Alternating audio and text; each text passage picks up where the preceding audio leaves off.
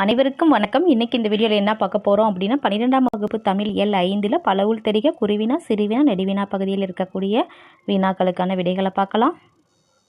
இங்கே பாருங்கள், நம்மை அளப்போம் பகுதியில் பலவுள் தெரிக திரைப்படத்தில் கதையும் சொல்லலாம் என்பதை முதலில் நிகழ்த்தி காட்டியவர். இதற்கான விடை ஜார்ஜ் மிலி.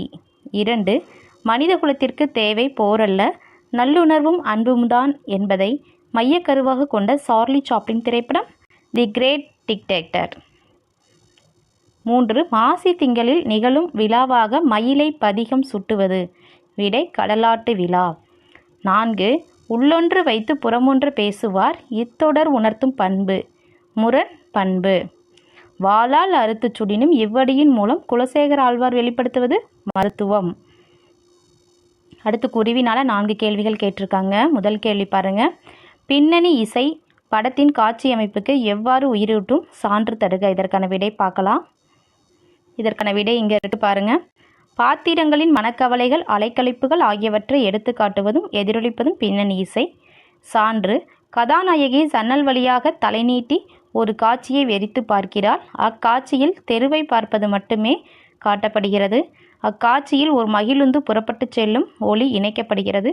இதில் அவளை பார்க்க வந்தவர் அவள் விருப்பத்திற்கு மாறாக அங்கிருந்து புறப்பட்டு செல்கிறார் என்ற கதை அப்பெண்ணின் முகபாவனை மூலமே சொல்லப்படுகிறது. இவ்வகையில் பாத்திரங்களின் உணர்வுகளுக்கு உயிரூட்டி விரிவுரை வழங்குவதாக இருக்கிறது பின்னணி இசை. இந்த மாதிரி விடை எழுதிக்கலாம். அடுத்து கேள்வி 2, மருத்துவத்தில் மருந்துடன் அன்பும் நம்பிக்கையும் ஆற்றும் பங்கினை எழுதுக. இதற்கான விடை பார்க்கலாம். இதற்கான விடை இங்கே இருக்கு பாருங்க. உடலில் ஏற்பட்ட புண்ணை கத்தியால் அறுத்து சுட்டாலும் அது நன்மைக்கே என்று உணர்கின்ற நோயாளி மருத்துவரை நேசிக்கின்றார்.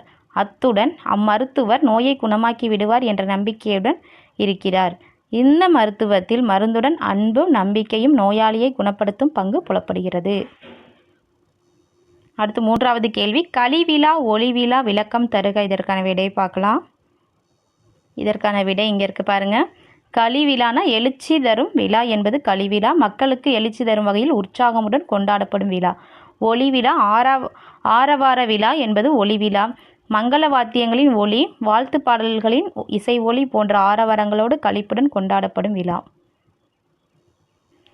அடுத்து 4, தருமமிகு சென்னையில் கந்த கோட்டத்துள் வளர்தல மூங்கு கந்தவளை தொடருக்கு பதவுரை எழுதுக. இதற்கான விடை அறம் செய்வார் நிறைந்திருக்கும் சென்னையின் கந்தக்கோட்டத்து திருக்கோவிலில் எழுந்தருளி இருக்கும் கந்தவளையே என்பது பொருள். அடுத்து சிறுவினா, திரைப்படத்தின் காட்சி ஆற்றலை எடுத்துக்காட்டுடன் புலப்படுத்துக. இதற்கான விடை பார்க்கலாம். இதற்கான விடை இங்கே இருக்கு பாருங்க. திரைப்படத்தில் காட்சி சிறப்பாக அமைந்தால் வசனம் 2ஆம் பட்சமாகிவிடும். திரைப்படத்தில் வசனம் இன்றி காட்சிகளை அடுத்தடுத்து வைத்து கதையை நகர்த்துவர். திரைப்படத்தில் நடிப்பவனை முப்பரிமாணத்தில் காட்டும் காட்சிகள் இடம்பெறும். கதை நகர்வுக்கு உதவும் காட்சி மாற்றங்களான காட்சி மறைவு, காட்சி உதயம், காட்சி கலவை அல்லது கூட்டு, காட்சி அளிப்பு என்னும் உத்திகளை ஏற்ற இடங்களில் இயக்குனரும் தொகுப்பாளரும் கையாண்டு காட்சியின் ஆற்றலை புலப்படுத்தி வெற்றி காண்கின்றனர். அடுத்து, ஒருவன் ஓடி வருவதாக காட்டிவிட்டு என்னாச்சு என்று கேட்டால் போதும், இது காட்சி மொழியாகிவிடும். ஒருவன் உணர்ச்சியை காட்ட முகத்தை காட்சியாக காட்டினால் போதும். கட்டுப்படுத்தப்படாத கோபத்தை காட்ட நடிகன் கத்த வேண்டியது இல்லை. கண்ணாடி குடுவையை இறுக பிடித்து உடைப்பதை காட்டினால் போதும். இப்படியாக கதை நகர்வுக்கு திரைப்பட காட்சி உதவுகிறது.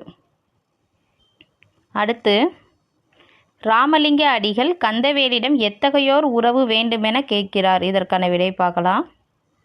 இதற்கான விடை இங்கே இருக்கு பாருங்க. கந்தவேலிடம் ராமலிங்க அடிகள் ஒரு நெறிப்பட்ட மனத்துடன் இறைவனது மலர் போன்ற திருவடிகளை நினைக்கின்ற உத்தமர்களின் உறவு தமக்கு வேண்டும் என்கிறார்.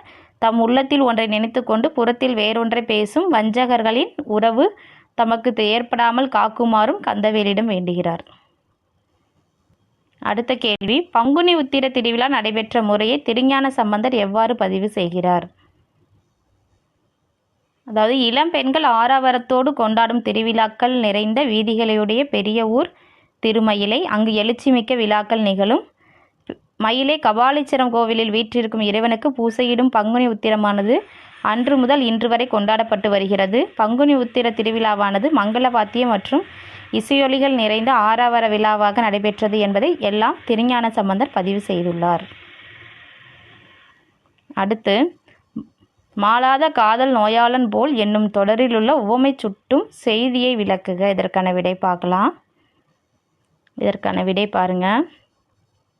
மருத்துவர் உடலில் ஏற்பட்ட புண்ணை கத்தியால் அறுத்து சுட்டாலும் அத்துன்பம் தனக்கு நன்மையே தரும் என்று உணர்ந்து மருத்துவர் மீது அன்பு காட்டுவது போல, வித்துவக்கோட்டில் இருக்கும் அன்னையே, நீ எனக்கு விளையாட்டாய் நீங்காத துன்பத்தை தந்தாலும் அடியவனாகிய நான் எப்போதும் உன் அருளையே எதிர்பார்த்து வாழ்கிறேன். இந்த மாதிரி எழுதிக்கலாம். இல்லை இன்னொரு விடை கொடுக்குறேன் பாருங்கள். இது கூட தனியாக எழுதலாம். உவமை எழுதிட்டு அடுத்து ஓம உருவு ஓமை சுட்டு செய்தி இந்த மாதிரி போட்டு கூட நீங்கள் எழுதலாம். இது கொஞ்சம் உங்களுக்கு புரியிற மாதிரி இருக்கும், பார்த்துக்குங்க. சரியா?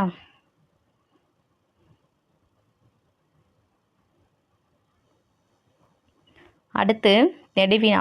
திரைப்படத்துறை என்பது 1000 பேரை காப்பாற்றும் தொழிலா அல்லது கலைகளின் சங்கமமா? உங்கள் கருத்தை கட்டுரையாக்குக. இதற்கான விடை பார்க்கலாம்.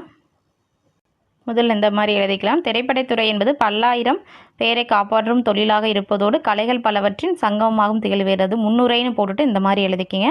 ஒரு திரைப்படம் உருவாக ஆடல் பாடல் இசை பல கலைகள் அறிந்தவர்கள் பல்வேறு தொழிலாளர்கள் என பலர் தேவை. இவர்களின் கூட்டு முயற்சியால் உருவாகும் திரைப்படத்தால் மிக அடிமட்ட திரைப்பட தொழிலாளி முதல் இயக்குனர், கதாநாயகன், கதாநாயகி உட்பட அத்திரைப்படத்தில் செயலாற்றிய பல்லாயிரம் பேரை காப்பாற்றும் தொழிலாகவும் திரைப்படத்துறை விளங்குகிறது. முன்னுரைன்னு போட்டு இந்த மாதிரி எழுதிக்கலாம். அடுத்து மிகப்பெரிய தொழில் இந்த மாதிரி தலை போட்டுட்டு இங்கே இருக்கிறத அப்படியே பார்த்துக்குங்க, அப்படியே காப்பி பண்ணிக்கோங்க இதை ஃபுல்லாகவே. அடுத்து 1000 பேரை காப்பாற்றும் தொழில் ஹெட்டிங் போட்டுக்குங்க. அதுக்கு கீழே இந்த பாயிண்ட்ஸ் எல்லாம் அப்படியே எழுதிக்கலாம். நீங்களும் சொந்தமாக கூட எழுதலாம். அந்த புத்தகத்தை முதல் படத்தை ரெஃபர் பண்ணிவிட்டு எழுதிக்கலாம். அடுத்து திரைப்படத்துறை கலைகளின் சங்கமம்னு போட்டுட்டு இந்த மாதிரி இறுதியாக முடிவுரை எழுதிக்கலாம். சரியா? இது வரல எழுதிக்கலாம். இதில் இன்னொரு விடையும் கொடுத்துருக்கேன், இதையும் பார்த்துக்கங்க. இதை கூட ரெஃபர் பண்ணிக்கோங்க. இந்த மாதிரி கூட நீங்கள் ஹெட்டிங் போட்டு இந்த மாதிரி முதல் நெடுவினாவுக்கான விடையை எழுதிக்கலாம். எது உங்களுக்கு ஈஸியாக இருக்கோ அதை கூட எழுதிக்கலாம், பார்த்துக்குங்க. இது மாதிரி போட்டு தலைப்பெல்லாம் போட்டு இறுதியாக முடிவுரை வந்து எழுதிக்குங்க.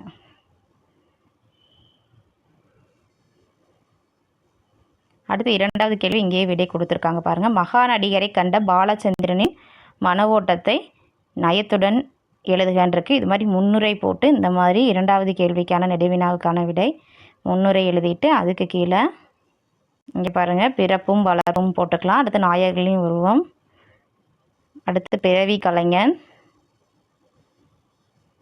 அடுத்து வசன மறவா மன்னன், அடுத்து வாசல் வரை வந்து வழி அனுப்பும் பண்பாளன், இதெல்லாம் போட்டுட்டு இந்த மாதிரி எழுதிக்கலாம். இறுதியாக வந்து முடிவுரை எழுதிக்கலாம். சரியா? இந்த மாதிரி இல்லை இன்னொரு விடையும் கொடுத்துருக்கேன், இது மாதிரி கூட நீங்கள் எழுதலாம். முன்னுரைன்னு போட்டுட்டு இந்த மாதிரி எழுதலாம். இது கொஞ்சம் உங்களுக்கு ஈஸியாக இருக்கும். அடுத்து பிறவி கலைஞர், அடுத்து இளமையும் நடிப்பும். அப்படியே வீடியோ பஸ் பண்ணி நீங்கள் பார்த்து காப்பி பண்ணிக்கோங்க. அப்படியே 1 by 1 ஸ்லைட் மூவ் பண்ணுறேன்.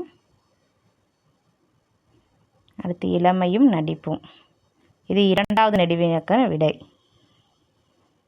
அடுத்து எளிய மனிதர்னு போட்டு எழுதிக்கலாம். அடுத்து பாராட்டும் பண்பாளர், விருந்தோம்பல் பண்பு. அடுத்து இறுதியாக வந்து முடிவுரை. இந்த மாதிரி விடை எழுதிக்கலாம். 2வதுக்கான நெடுவினா 2 விடையும் கொடுத்துருக்கேன், நீங்கள் எது உங்களுக்கு ஈஸியாக இருக்கோ அதை எழுதிக்கிங்க. அடுத்து 3வது சென்னை மயிலாப்பூர் கந்தக்கோட்டை பகுதிகள் செய்யுளில் எவ்விதம் காட்சிப்படுத்தப்படுகின்றனன்னு இருக்கும். நான் புத்தகத்தில் 3வது நெடுவினா, அதற்கான விடையும் இங்கே கொடுத்துருக்கேன். முன்னுரை இந்த மாதிரி எழுதிட்டு அடுத்து மயிலாப்பூர் கபாலீச்சரன்னு போட்டுட்டு இந்த மாதிரி இந்த பாயிண்ட்ஸ் எல்லாம் காப்பி பண்ணிக்கோங்க. அப்படியே 1 by 1 பார்த்துக்குங்க.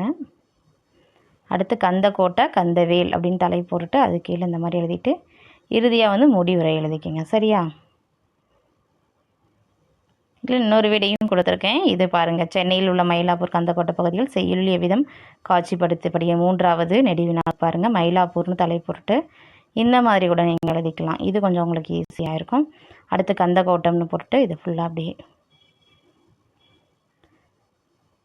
இந்த மாதிரி எழுதிக்கலாம்.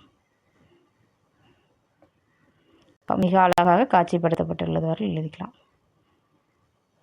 இப்போ 3 நெடுவினாக்கான விடைகளும் நம்ம பார்த்துட்டோம், 1 by 1 பார்த்துட்டோம்.